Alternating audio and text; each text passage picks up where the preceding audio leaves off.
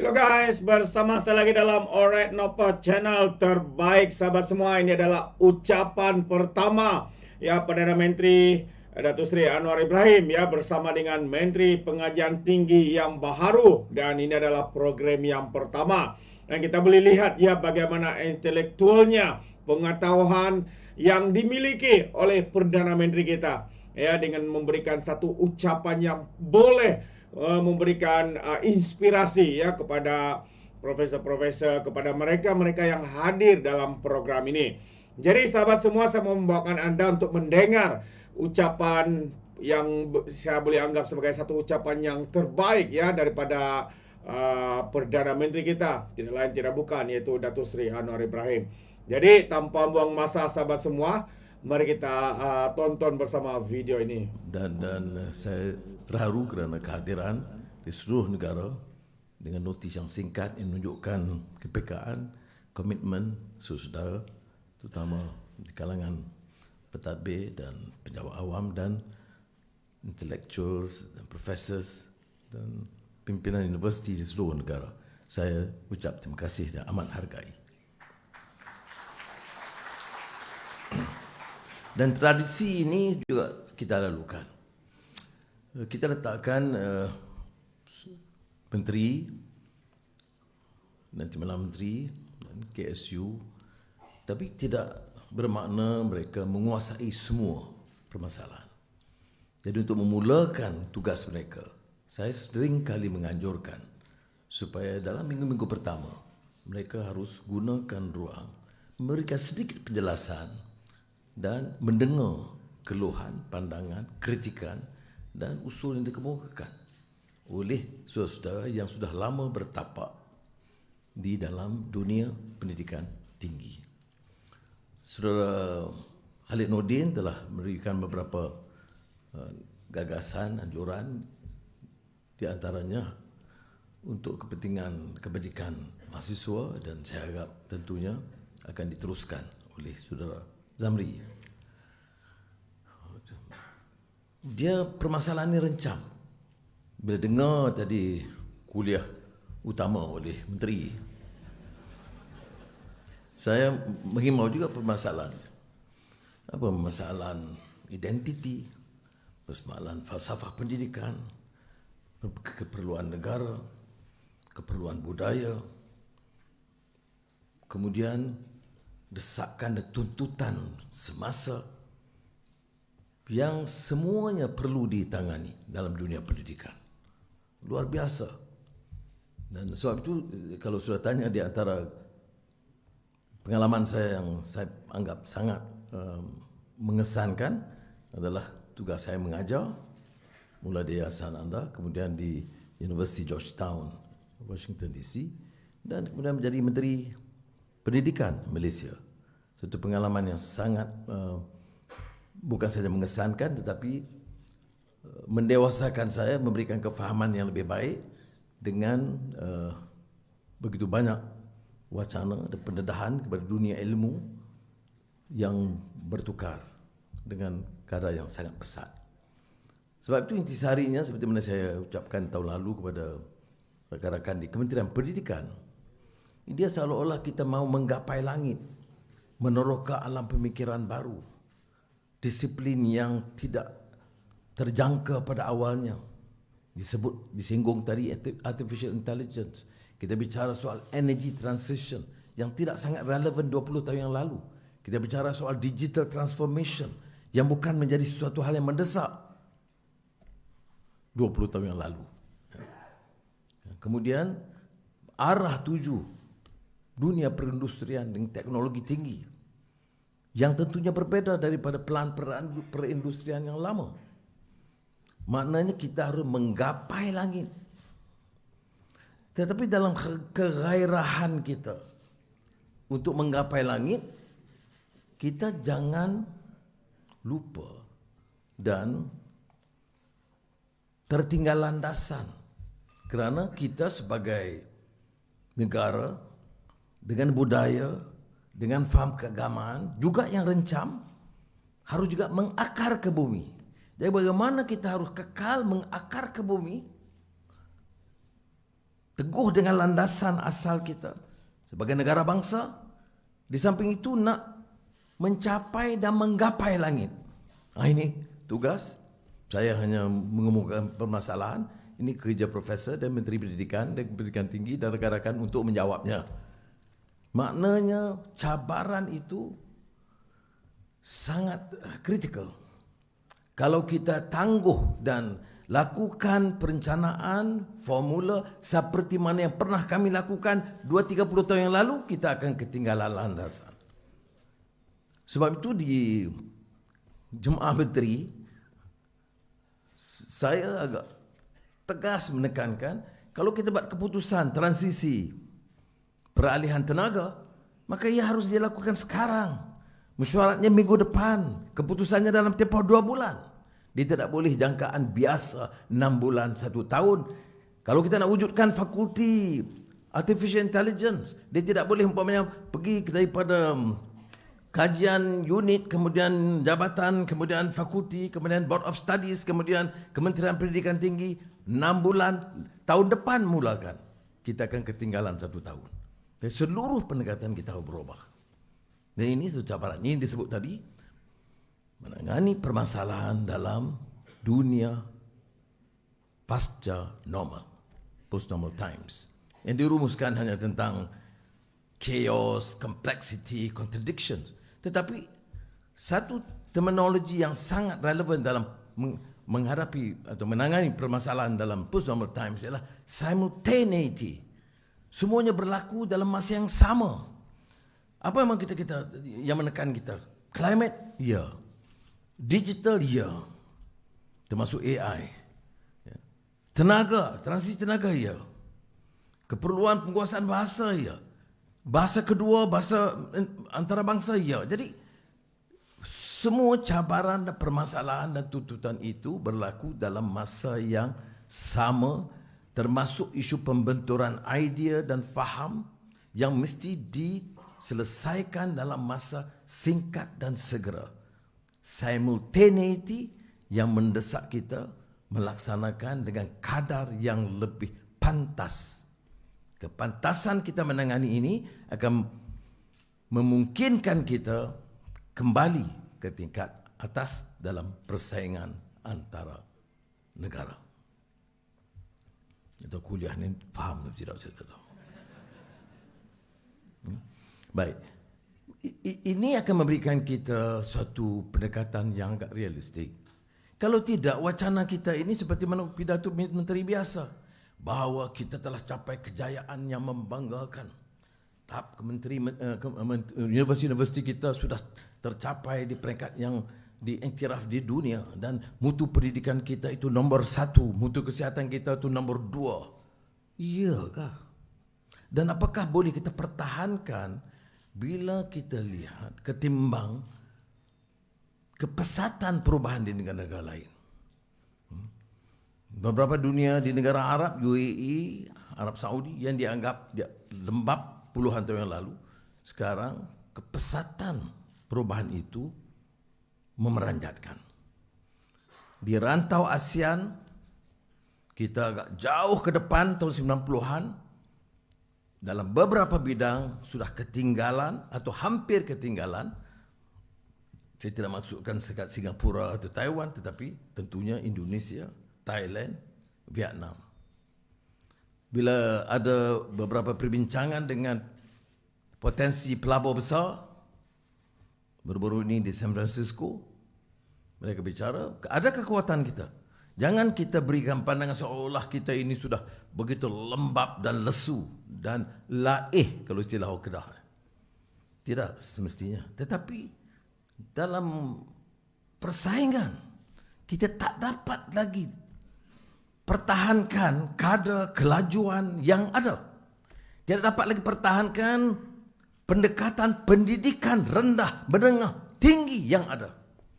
Tidak mungkin lagi menganggap kita ini mampu bersaing kalau kita rasakan yang kita punyai sekarang sudah cukup. Jawapan oleh atau saranan oleh negara bakal pelabur di Amerika tatkala menemui saya dan Menteri MITI dan Menteri luar pada itu ada, dari luar ke dalam sekarang. Mereka mengatakan bahawa di ASEAN ini, Malaysia ini dianggap okey, baik, ada potensi. Tetapi kepesatan perubahan, baik dalam soal digital ataupun transisi atau peralihan tenaga dan kecepatan kelulusan mengatasi beberapa kerana pentadbiran atau birokrasi, itu kita agak ketinggalan ketimbang Vietnam umpamanya. Saya berita itu melesukan saya. Balik, saya minta dikaji berapa ratus lawatan ke Vietnam. Apa yang kita belajar? Berapa ratus lawatan ke Indonesia, ke Vietnam, ke Thailand. Apa yang kita pelajari? Maka kita harus bukan saja memberi sumbangan, tetapi mempelajari kekuatan perubahan mereka. Apakah ini semua perkara tentang idea baru? Tidak. Tetapi percayalah bagi rakan-rakan yang menguasai disiplin sains sosial, tahu tentang teori McClellan ataupun propensity to change and resistance to change. Ini bukan saja di kalangan orang-orang yang kurang pendidikan di desa, tidak. Resistance to change juga kadang-kadang orang golongan elit. Sama ada elit politik atau pentadbir atau yang disebut intellectuals. Ada resistance to change dari kaedah dan cara yang biasa mereka kenal. Dan mereka agak yakin dan confident untuk pertahankan cara yang sedemikian. Sebab itu dalam soal tata kelola umpamanya, bila saya asak dengan keras, kalau negara ini mau maju, ekonomi mampan, negara bangkit sebagai negara hebat, betulkan tata kelola. Yang jadi Perdana Menteri atau Menteri Keuangan dan Menteri-Menteri mesti hentikan cara gelojoh memunggah kekayaan negara. And this we will do it firmly and without compromise. Saya address ini kepada public intellectuals kerana saudara faham, ini bukan perkara mainan bagi saya. Karena kalau tidak, ketirisan itu berlaku. Ketirisan buat sekolah boleh tiris, bina universiti boleh bocor, bukan bocor bumbung, bocor kelulusan projek. Ya, apalagi projek-projek besar, tempatan banjir bocor, jana wibawa bocor. Negara apa? Ya, nak didik, sudah didik anak-anak, ya, di bidang kejuruteraan, bidang teknologi, bidang IT, bidang social science, agama, syariat, tetapi sistem itu bobrok. Ini yang disebut tadi, excellence without a soul. Jadi mesti menggapai langit dan mengakar ke bumi. Akar itu budaya kita, bahasa, budaya, akhlak dan nilai. Tetapi permulaannya menerima kekuatan kita dan kelemahan kita. Sebab itu dulu pernah saya popularkan laporan Suruhanjaya yang ditubuhkan oleh Presiden Ronald Reagan yang berjudul A Nation at Risk. Kalau saudara Google lihat, bayangkan Amerika Syarikat dengan universiti-universiti terkemuka di dunia masih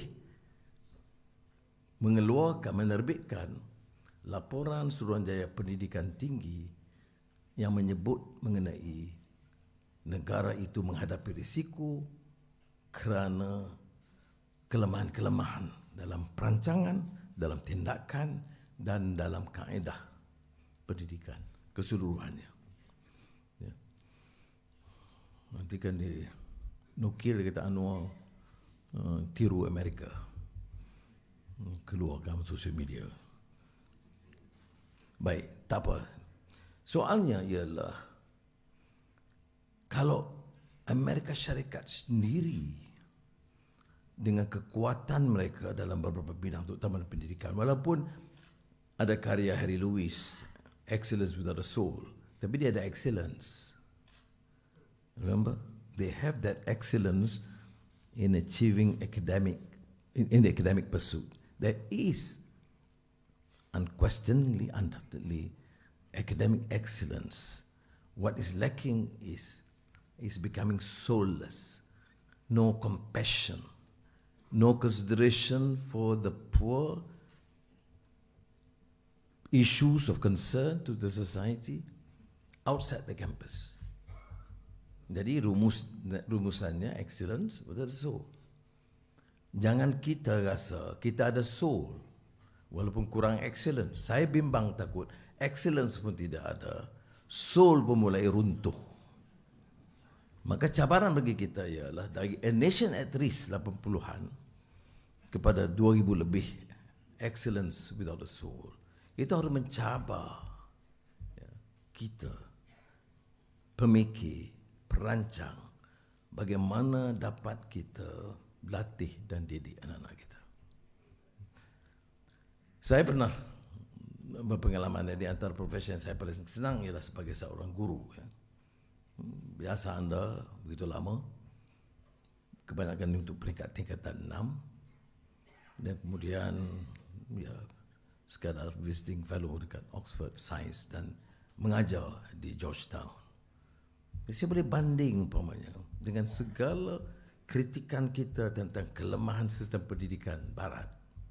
Ada kekuatan luar biasa tentang kesungguhan, disiplin mahasiswa dan graduan muda dalam menelaah, menghadam, menggali maklumat yang kadang-kadang terkesan kurang di kalangan kita. Dan saya tidak fikir kita boleh bersaing dengan dalam dunia pendidikan China, Taiwan, Finland, negara yang dianggap sudah maju dalam bidang-bidang tertentu, sekiranya tidak dapat kita bentuk disiplin di kalangan anak-anak muda dan mahasiswa untuk apa yang disebut oleh Sayyidina Ali bin Abi Talib, lazzatul ma'rifah ataupun love or scholarship, menimba mencintai ilmu. Jadi apa yang saya nak gagaskan selain daripada mengakui bahawa ada keperluan untuk melancarkan suatu tindakan lebih tegas dan berani dengan kepesatan, baik di universiti, saya cadang kepada Saudara Zamri, beri ruang kepada pimpinan universiti, lebih banyak kelonggaran. KPT harus hanya menyelaraskan, mengelakkan pertindihan atau permasalahan, tetapi beri lebih banyak ruang bagi universiti, mencabar mereka dalam 2 tahun melihat program yang lebih baik. Kalau tidak, kita ubah pimpinan.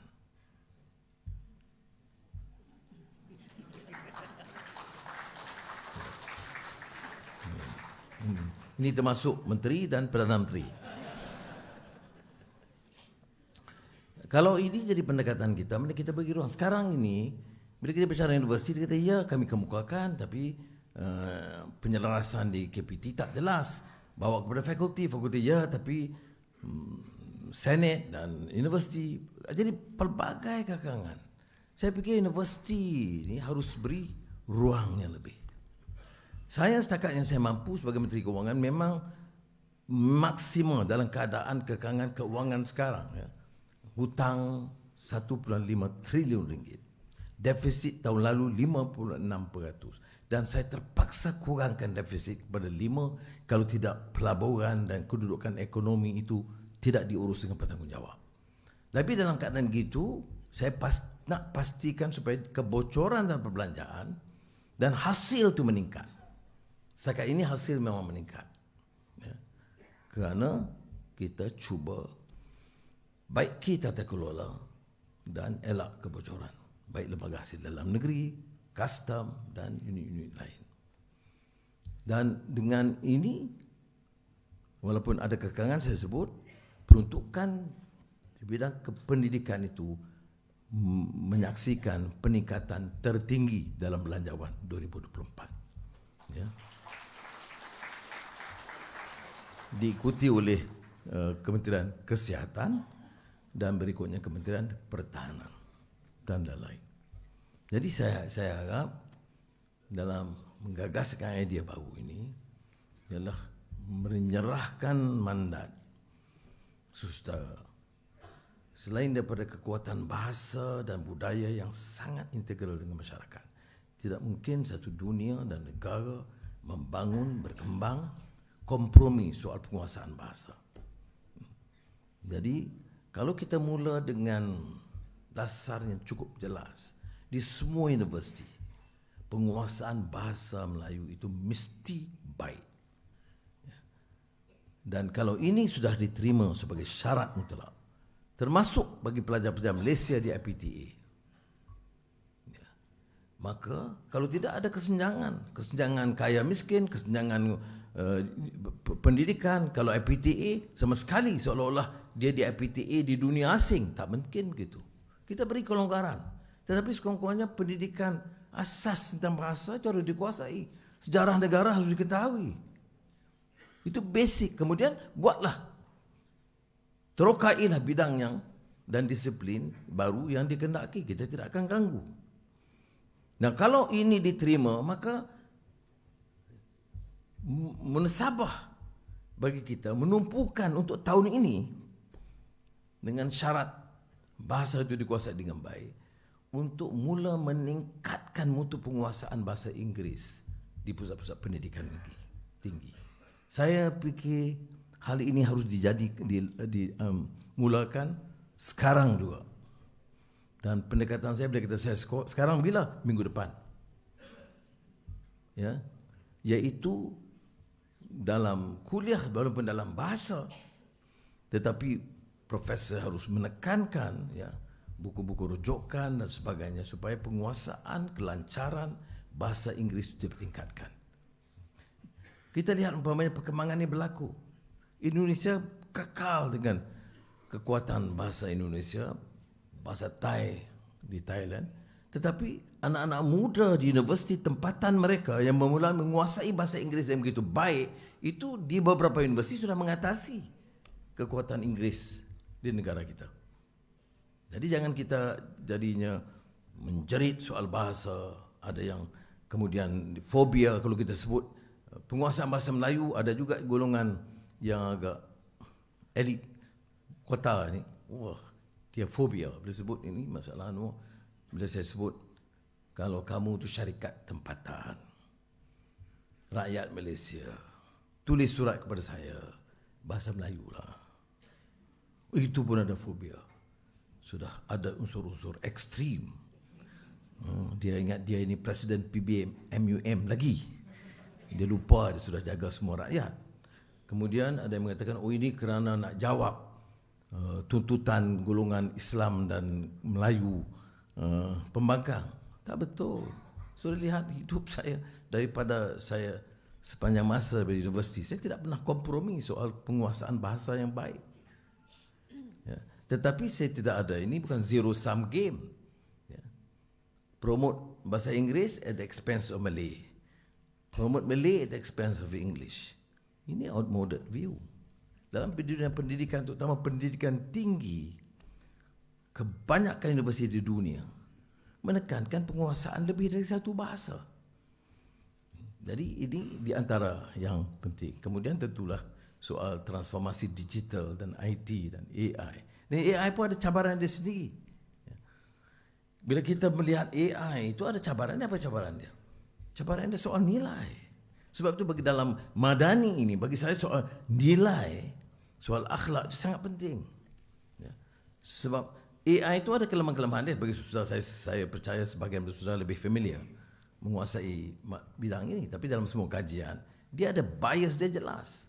Di Amerika kajian tentang AI, tentang dia objektiviti je tidak. Di antara kulit putih, kulit hitam, dia lebih objektif memilih kulit putih. Kerana apa yang dimasukkan itu penting. Sebab itu dalam perbincangan saya dengan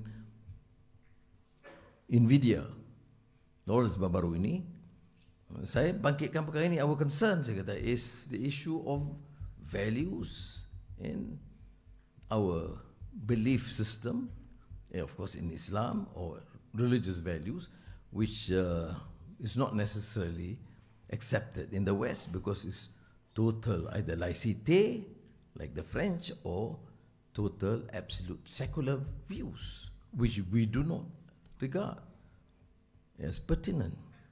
And this invariably will affect our understanding and our younger generation's view when they start mastering AI. You know, his input is to me very pertinent. He said, as long as you control the discipline, the input is yours, not the Americans. You make sure that your values, culture, religions are being given some preference in the content, and that would invariably influence what AI has to say. It sounds partly Greek to me, tetapi tentunya ia memerlukan kepakaran yang sensitif dengan fahaman masyarakat, budaya masyarakat. Jadi saudara dalam kegairahan umpamanya menerapkan disiplin baru, jangan ketinggalan akar. Saya bimbang itu.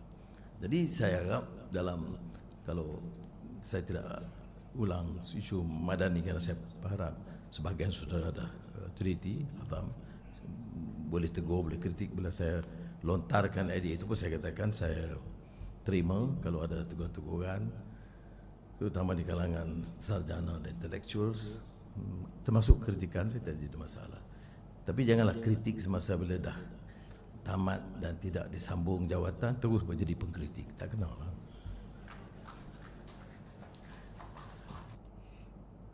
Terbaik sahabat-sahabat semua. Itu dia, kita boleh mendengar ya ucapan, teguran, inspirasi, motivasi yang diberikan oleh Perdana Menteri kita, menunjukkan betapa tingginya intelektual pengetahuan yang ada kepada Perdana Menteri kita ini. Terbaik sahabat-sahabat semua. Jadi terima kasih, sampai di sini saja. Sekiranya anda memberikan sebarang komen, pandangan, anda boleh berikan di dalam ruangan komen. Jadi izinkan saya untuk mengundurkan diri, dan seperti biasa peribahasa mengatakan, tapapun kangkap, 2 ton keinginan. Dalam bahasa Melayunya, tepuk dada, tanya selera. Sekian daripada Alright Nopper Channel. Sekarang kita berjumpa lagi. Bye-bye.